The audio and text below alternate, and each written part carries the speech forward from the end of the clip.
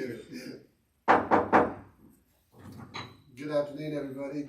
Welcome to the City Hall Centerville's Planning and Zoning meeting.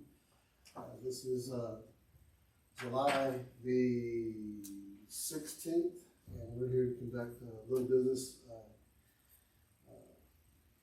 with the zoning request from Billy and Paulette Lemons. And at this time, we will conduct this opening meeting. Do we have any objections? Nay. And we will conduct this business as usual. Mike? Ms. Paulette Lemons is here tonight. The request is to rezone the property from R2 to C2. And she has fulfilled all the obligations for the permit and I should say for the application. And we have advertised as required in the Home Journal, and the property was posted on both sides. So, Ms. Lemons, you want to just explain anything? What you plan on doing? Oh, okay. Hi, thank you so much for just listening and reviewing our application. Mike's office has been very supportive, and I have operated a nonprofit organization called Connections on the Parkway at that location. I have briefed mayor and council before to kind of give you all a heads up of what we do for the whole Houston County community, with a major emphasis on Centerville. But the world, due to the pandemic, has changed. The new normal is heading more towards people working from home. We have had several members of our community who have asked to utilize space in that facility for a small office or for tutoring their children, but businesses. And so making sure that we do everything fitting and proper, we wanted to come before you to ask for this change of the site being from residential to commercial. And so in that vein, but the nonprofit will continue to operate there. But however, we would like to house some other businesses to help them in this new pandemic normal that I don't think it's going back to regular.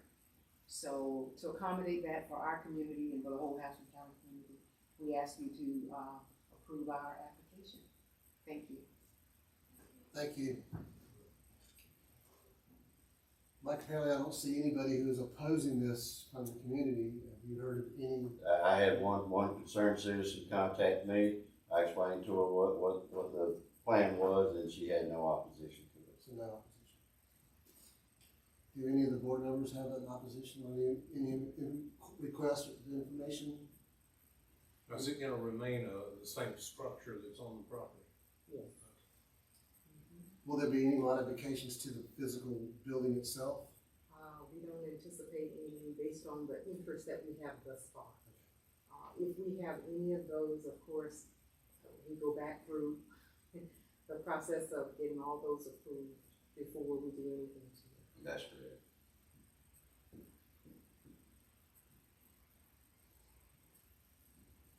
Any objections to her request? Which the city, based on the information we have? Would be appropriate at this time to go through our questions. Ronnie, I had given you all as much information as I have about the comp plan and such, so if we can go through those on the record and any discussion. All right, well, deliberations and evidence presented. Is this applicant the legal owner of the subject party? That is yes. Okay. If not, does the applicant have written permission of property owner to seek zoning? That's not applicable in this position. What does the use designation of this property according to city's comprehensive land development plan and urban residential may include such residential uses such as single family homes and single family dwellings, mixed. I mean, this we can go through this word by word, but basically it's not going to be impacted by any of these changes. Is that correct? It seems to fit in, the comp plan is our baseline decision for any zoning. our comp plan, this is in what's designated urban residential area, which anticipates there will be a mixed use of residential and commercial that's not incompatible with residential use. And because Centerville has so little undeveloped property that it's expected that, the urban residential will infill, pretty much what's left by the year 2030.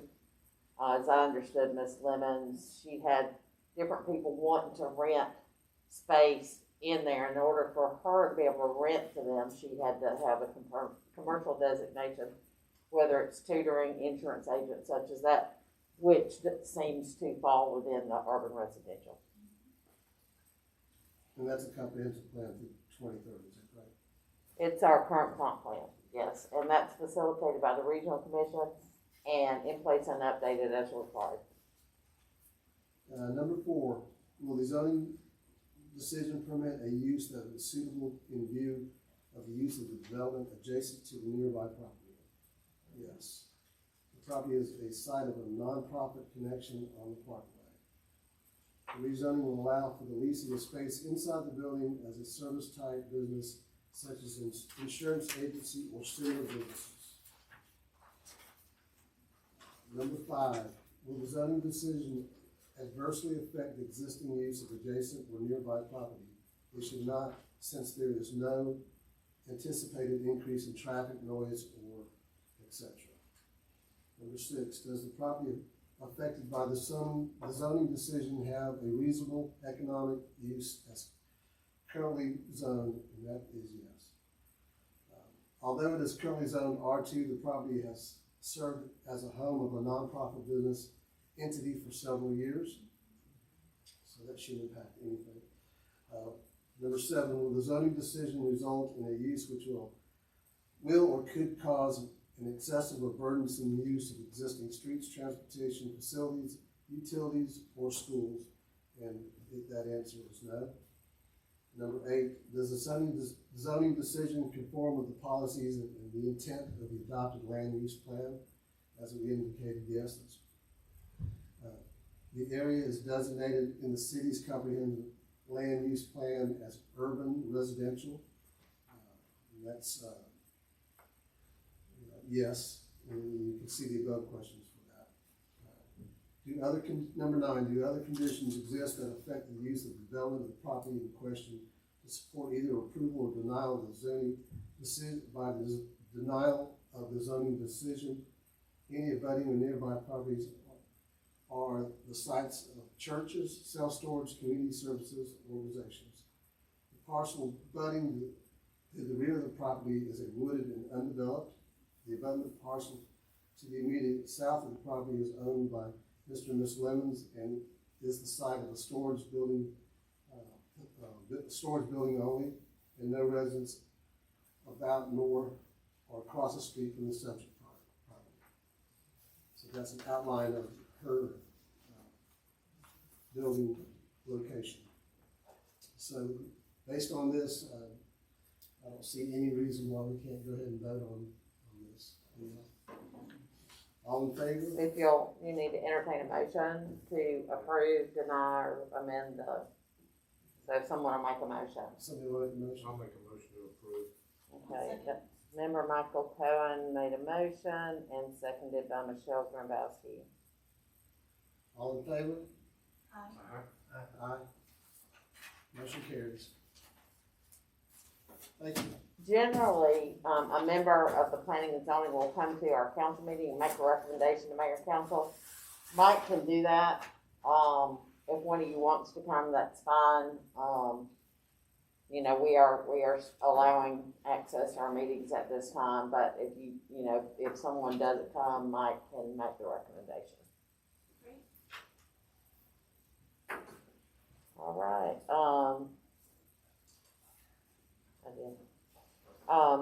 Ms. Lemons, what will happen next is the P&Z recommends that the mayor and council approve your rezoning from R2 to C2. It will be placed on the council work session agenda for 5 o'clock next Tuesday. The law requires the mayor have a brief public hearing to give anybody a chance to speak or ask questions. Don't know if that'll happen. Randall was on the council for years, and he can tell you sometimes there is no comment at that point. This is a non-controversial rezoning. You're welcome to come in case the council has any questions of you. I will prepare a rezoning ordinance, and if the mayor and council approve the recommendation of the council, then they will, mayor will sign the rezoning ordinance, and you'll officially be rezoned. I think we will send that, we'll actually send that to a couple of the county offices, so they'll get the, zoning maps updated, okay? And, Anything else? Any questions on that? Ms. Levens, thank you for your attendance, we appreciate it, congratulations. Thank you so much. This concludes the planning and zoning meeting for June 16th. Okay.